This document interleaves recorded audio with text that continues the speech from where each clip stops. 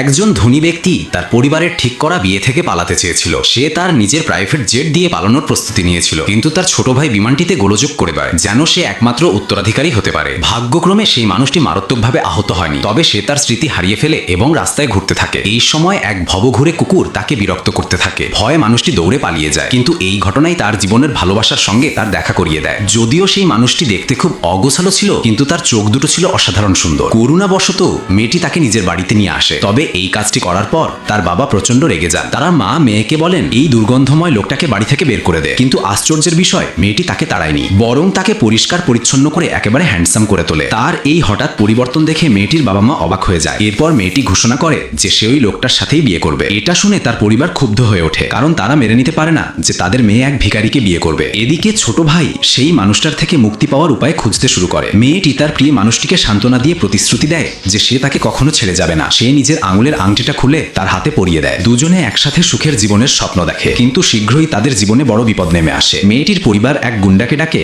যে মেয়েটিকে বিয়ে করতে চায় এবং সেই মানুষটিকে তাড়িয়ে দিতে চায়। গুন্ডা দেখে মেয়েটি ভিখারির প্রতি কতটা যত্নশীল, এতে তার মনে হিংসা জন্মায়। যদিও সে ঝগড়া করতে চায় না, তবুও রাগে জ্বলতে জ্বলতে সেখান থেকে চলে যায়। তারপর দুজনে সিদ্ধান্ত নেয় তারা সবকিছু ছেড়ে দূরে চলে যাবে। কিন্তু যখন মানুষটি ব্যাগ গোছাচ্ছিল, তখনই তাদের গাড়ি চালক হঠাৎ মেয়েটিকে নিয়ে পালিয়ে যায়। সেই ড্রাইভার আসলে ওই গুন্ডার পাঠানো লোক ছিল, যার উদ্দেশ্য ছিল মেয়েটিকে জোর করে বিয়ে করা। লোকটি তাদের পিছু ছিল, কিন্তু সামনে আসা এক গাড়ি সে দেখতে পায়নি এবং দুর্ঘটনায় পড়ে যায়। ভাগ্যক্রমে সে বেঁচে যায় এবং হাসপাতালে জ্ঞান ফিরে পায়। সেখানে তার পুরনো সহকারীকে দেখে তার স্মৃতি ফিরে আসে, কিন্তু এখন সে অতীতে ফিরতে পারে না, কারণ যাকে সে সবচেয়ে ভালোবাসে সে তো ইতিমধ্যেই বিয়ের পোশাক পরে ওই গুন্ডার সঙ্গে বিয়ে করতে যাচ্ছে। সবাই খুশিতে উদযাপন করছে, কিন্তু বিয়ের মণ্ডপে শুধু সেই মেয়েটিই কাঁদছে। ঠিক যখন গুন্ডা তার আঙুলে আংটি পরাতে যাচ্ছিল, তখনই দরজা খুলে যায় আর সেখানে দাঁড়িয়ে থাকে সেই মানুষটি, একদম রাজকীয় স্যুট পরে।